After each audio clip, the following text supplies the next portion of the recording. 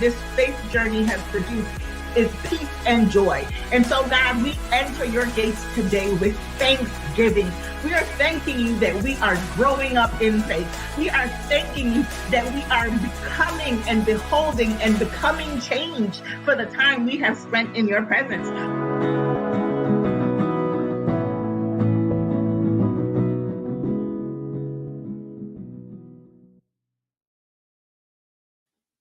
Hello, hello, hello. Good afternoon, everybody. Good afternoon, good afternoon, good afternoon. How are you doing today? I am so happy to see you. I am so happy to be here. It's been an interesting couple of days for me. It's been an interesting couple of weeks.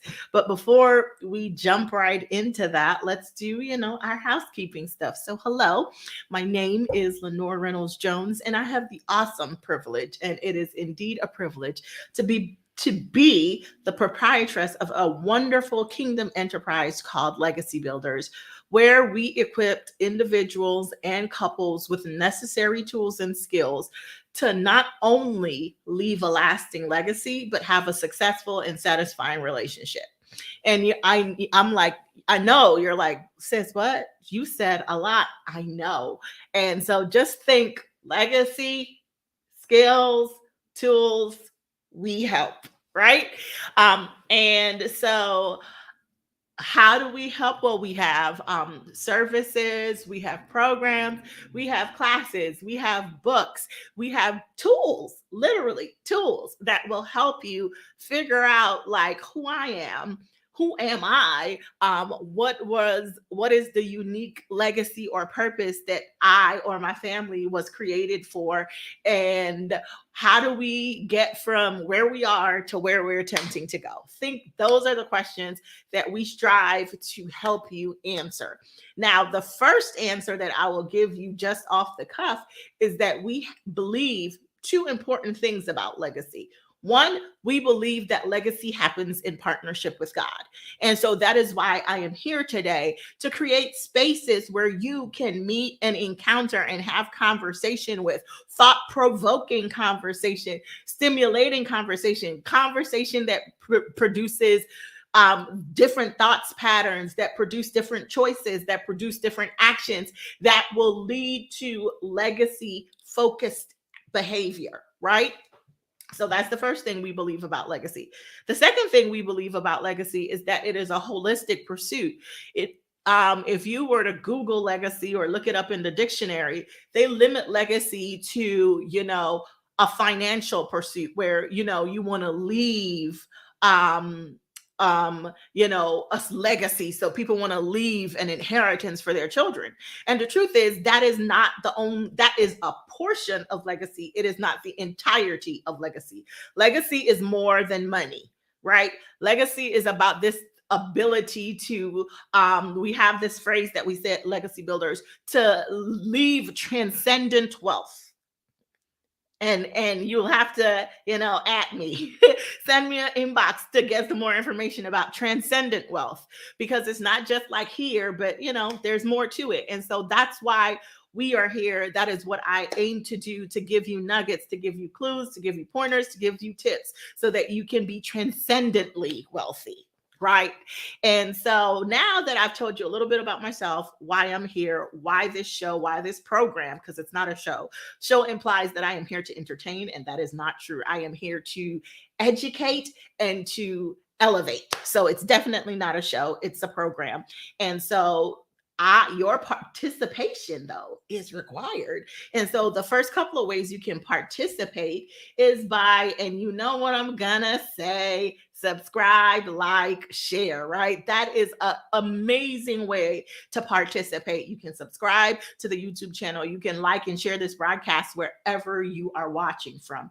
Other ways that you can participate: you can support the business, support the ministry, you can give, you can donate, you can buy our products, you can tell someone else about your experience, and in that way participate. And definitely on Fridays, a way you participate is to join us live and to talk back to us. So you share your praise reports, your prayer requests, and even in this space, you can definitely talk back.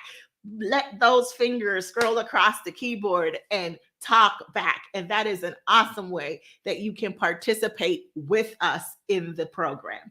Now that I've said all the things and I have gone through all the housekeeping, right? Because I did that, then that just means that it is time for us to dive right into our topic for today.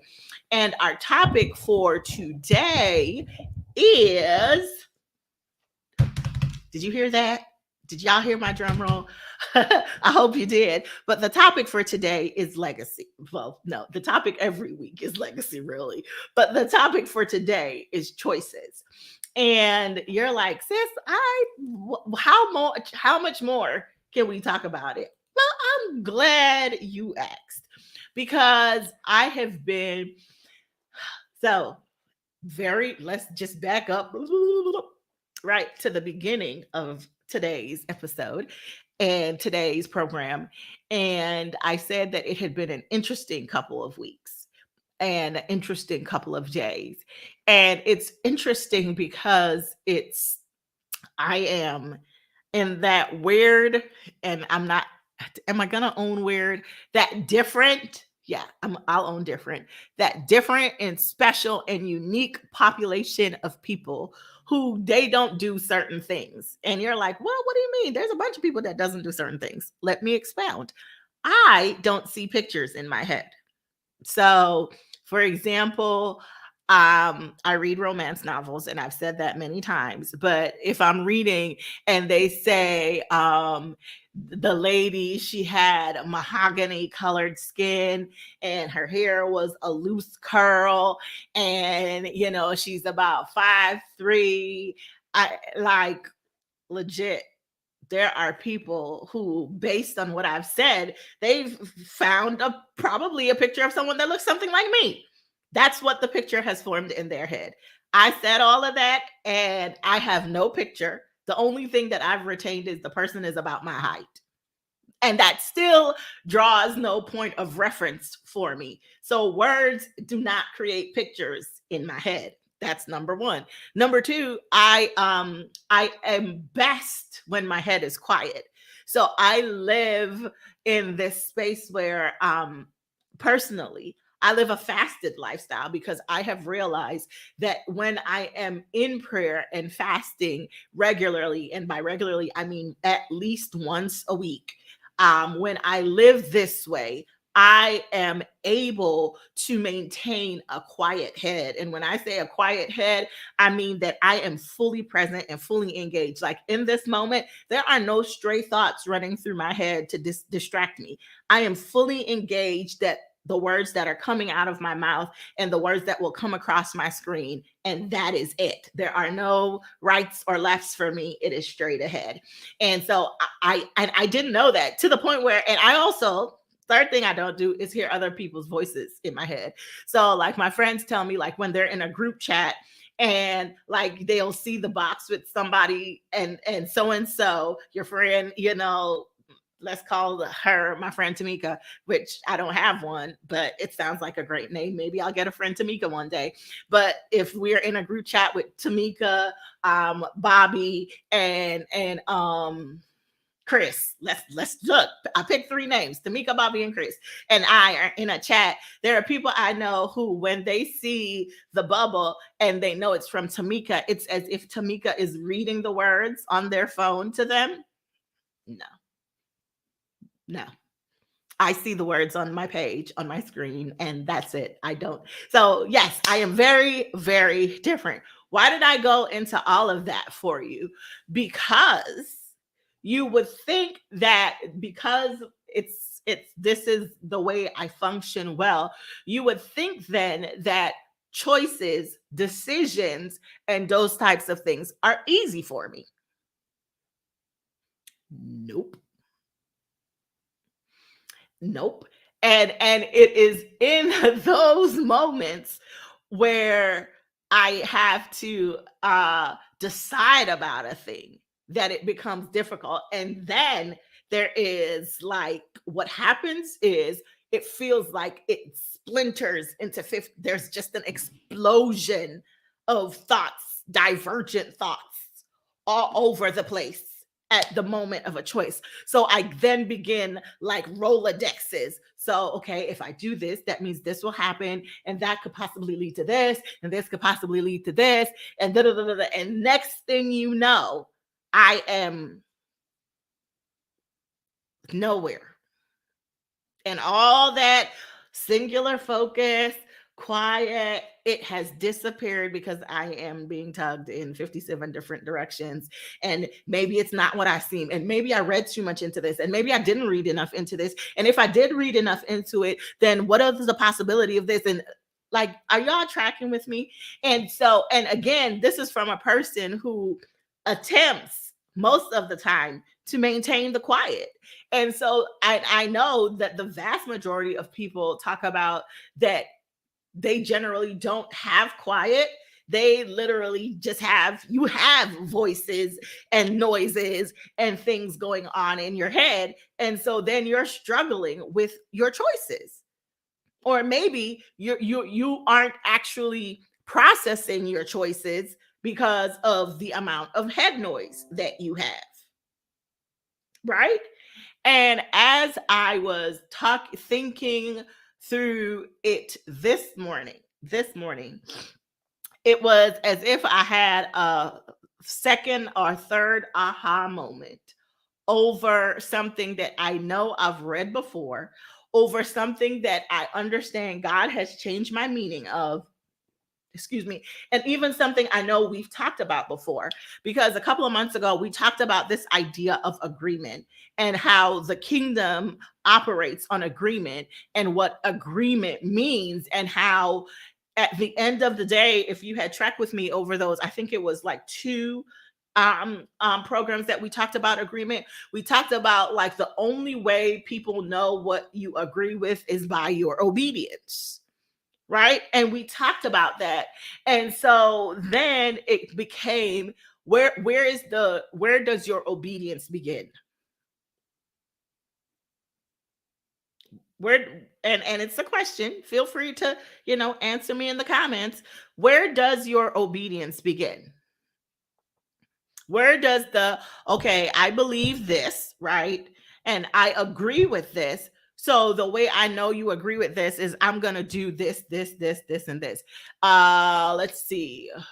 I believe lying is wrong.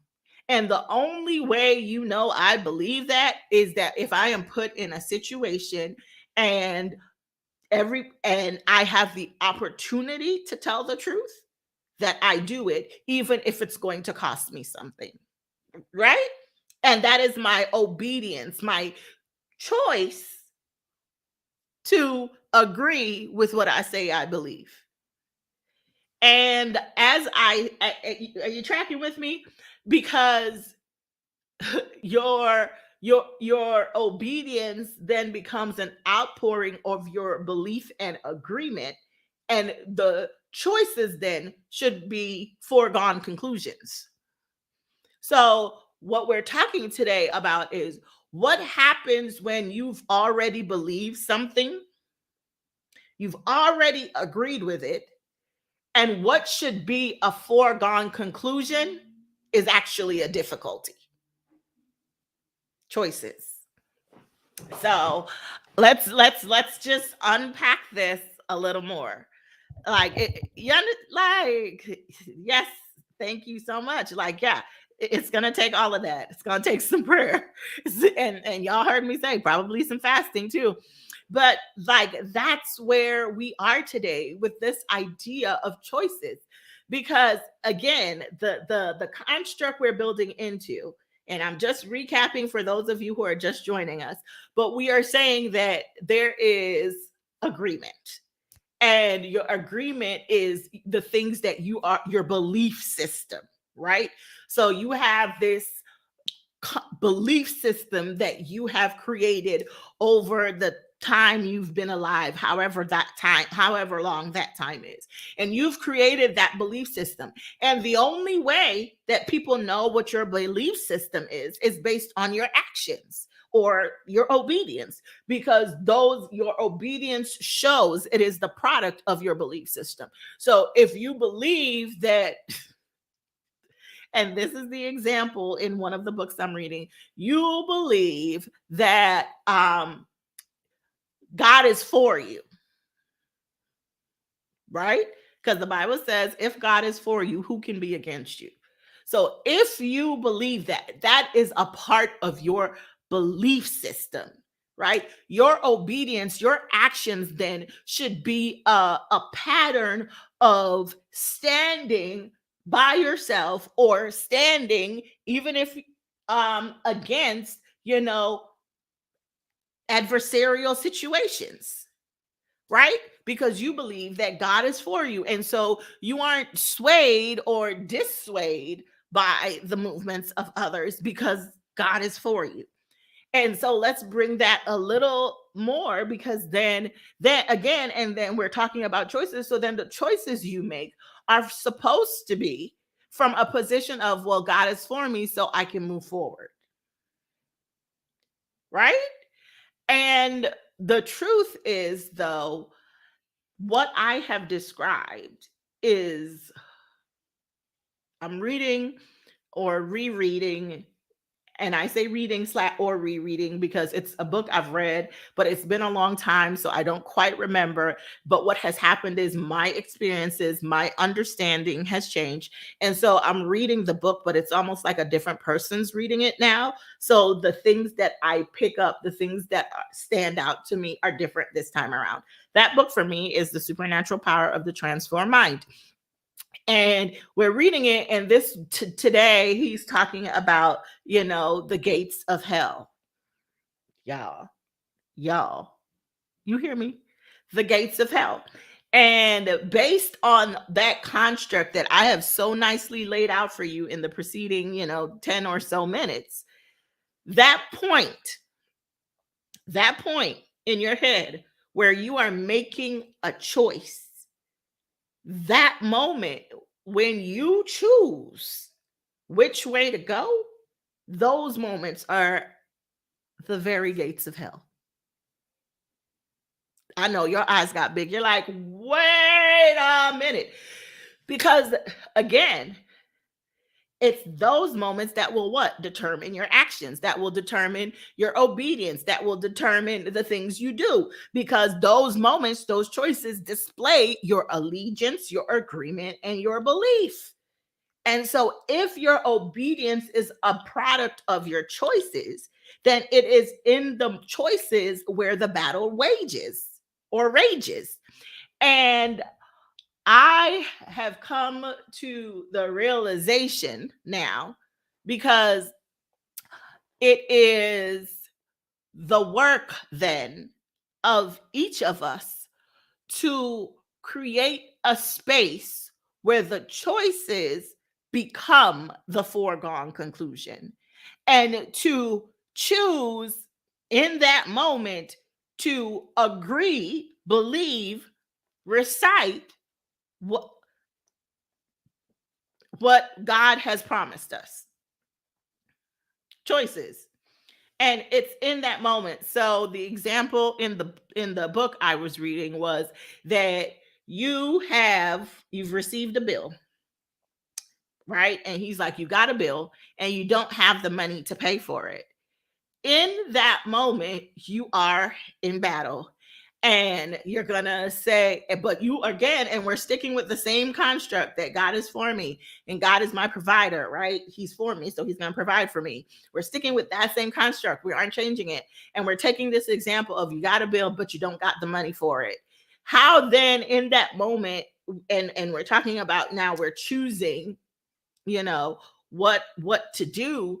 And the moment that you begin to worry, allow yourself to become anxious, to stress about the bill, those choices produce actions that are contrary to what you say you believe.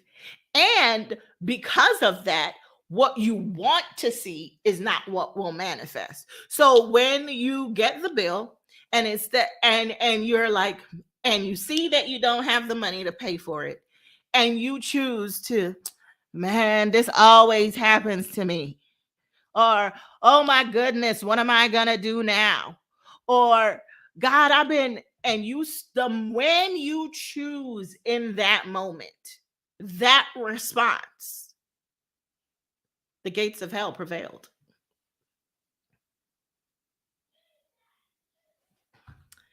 Listen, I'm just telling you the way I have processed through this thing this morning, because I'll take it from something even I'll take it from a totally different perspective. And this was my morning.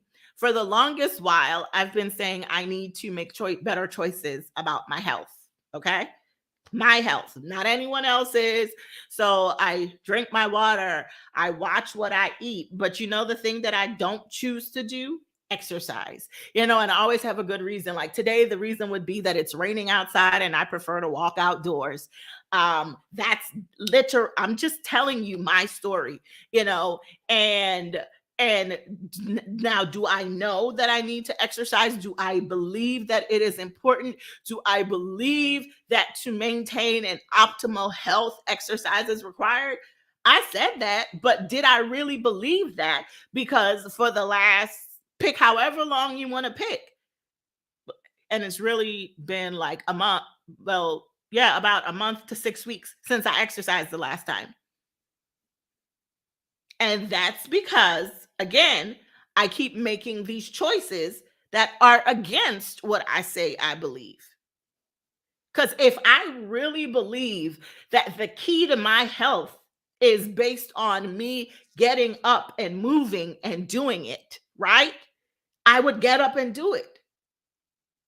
But it's in that moment where I choose and I listen to the man, it's raining outside and you don't like rain. Mind you, I have whole home exercises. I got the resistance bands, I got the foam, I got weights, guys. I got enough subscriptions and programs and videos and listen, I have the world of things that the outside weather would not actually stop me from actually exercising and taking care of the body that I say that I want to take care of.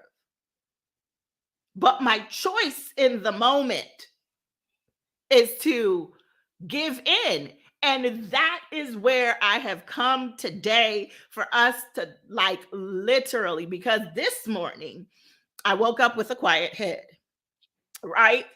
And this morning, I was like, it doesn't matter what's happening outside. I have these things that I have said I believe. And this morning, I was like, I am going to intentionally align myself with what I believe. So this morning, even though it's raining, even though it's chilly outside, especially because I didn't want to, even though I woke up and my kids were just wasting time all morning, not doing, and these are all the regular reasons that would have made me like, oh, I have to deal with the kids, I have to get them going, and then da-da-da. Like, these are all the regular things that would have made me be like, nope, I'm not going to be able to do it. And the truth is, I also know that if it doesn't happen in the morning, it's not happening at all that day. Let's just be real, because there are so many things that the patterns, and I knew my patterns, and this morning I chose that I was going to do something different. And I did. So I have on my hoodie and and my workout clothes because I've already exercised today. It's actually been about 2 hours since I did my workout. And I eventually did get myself together and I have gotten my work done, but it started with this one choice that when all the opposition and all the things came, what I said was, I am going to actually choose to act like I believe. Because the only way that anybody knows what you believe is the actions that you prove, the actions that you show, your obedience. Exactly. Jesus help us all. And so I want to give you now about two or maybe three things about from what I said that made it easier today. Number one, I created a space that would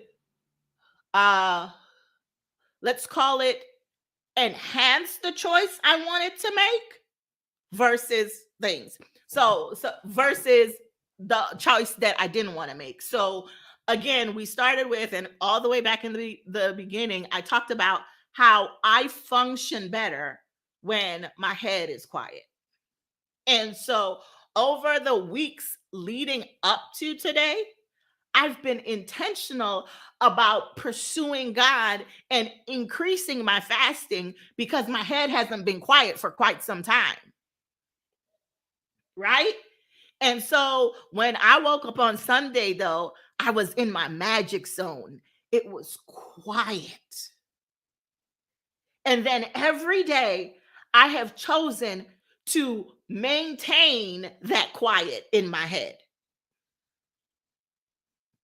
And so by the time we got to today, even though the previous 2 days of the week have not worked the way I wanted to, truthfully, I've gotten news that it's a little shaky. I've had some experiences that were like, I don't really like this, but it's adulting or life is lifing, whatever.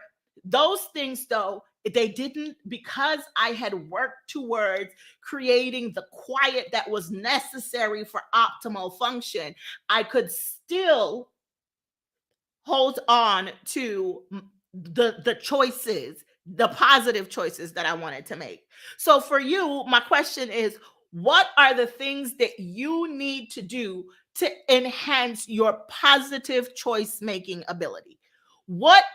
How do you set yourself up for success mentally? We're not, because we're not talking about like the physical choices, right? Because if they all talk about, if you want to lose weight, then you should meal plan. And if you want to be on time for work, you should probably pick your clothes out the night before.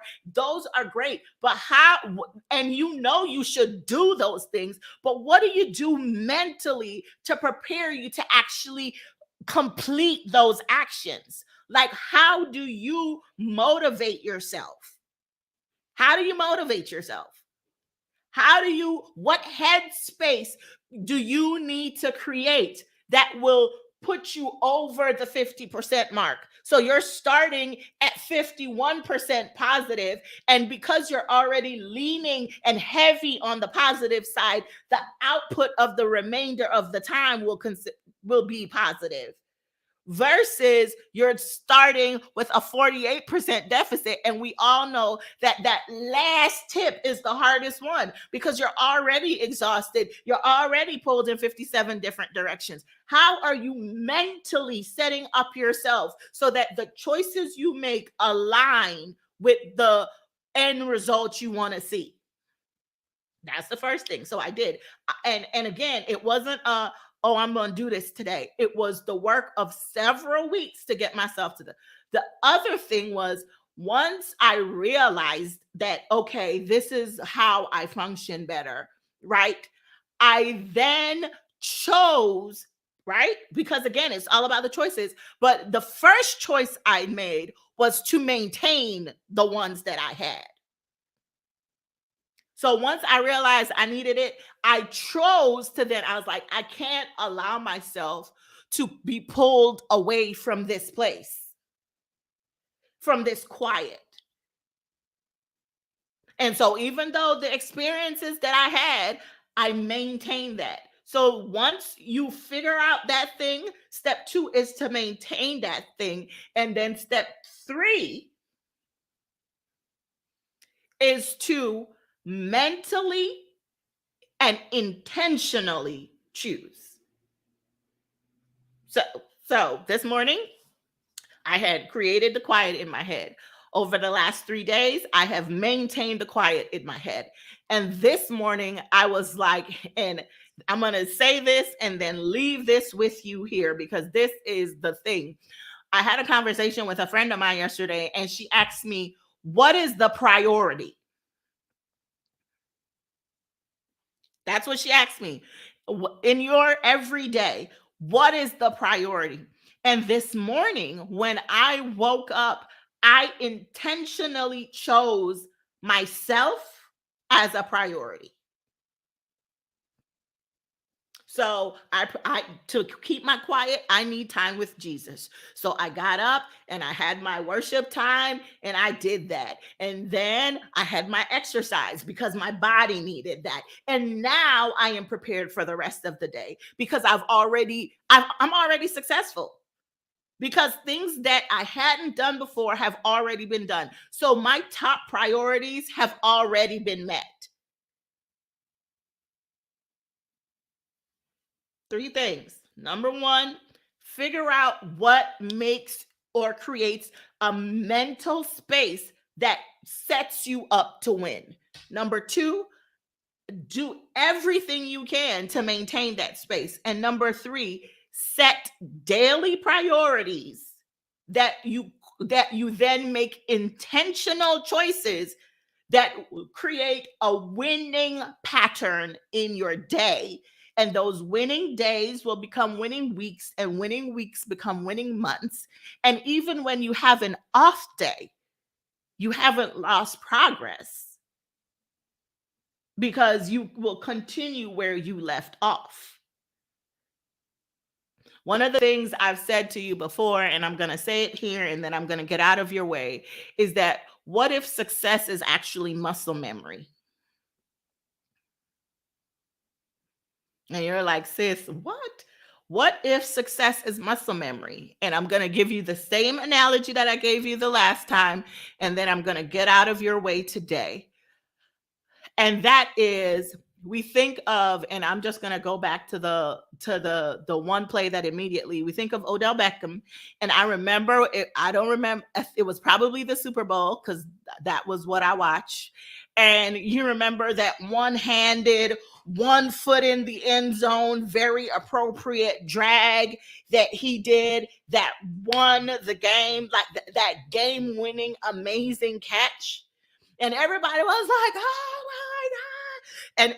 And we were all super hype about it. And it was on the Sports Center click and they play it. And if you Google it right now, Odell Beckham catch, you can probably watch the replay of it. And we all, are super excited about this. But I submit to you that if you check, that catch was actually muscle memory.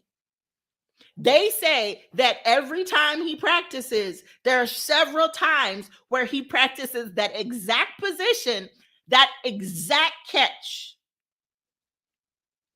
So that time when he did it wasn't actually the first time he did it. It was just the time that it was most important. And so hear me.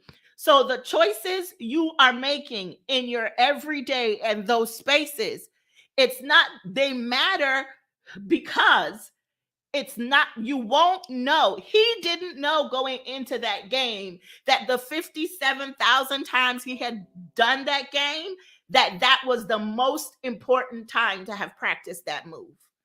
Your choices matter because you don't know the time, the moment, the situation, the circumstance, the instance that the choice you have already made and the practice that you've already made and the maintenance that you've done and the winning patterns that you have created, you will never know the exact moment that you needed it and that you had prepared yourself for success until after it has passed.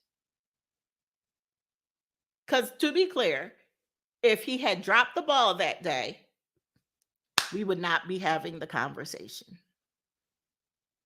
And so my encouragement for you today, one, figure out mentally what your mental success plan looks like. For me, it looks like a quiet head.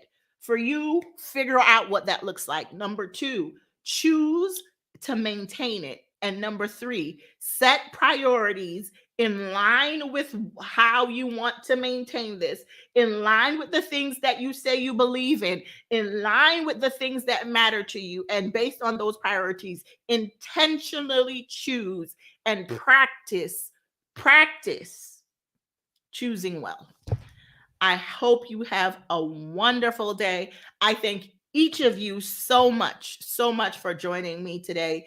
And as always, I pray that your ladder, as in the latter half of your day, is greater than the beginning. Have a wonderful rest of your day. Bye-bye.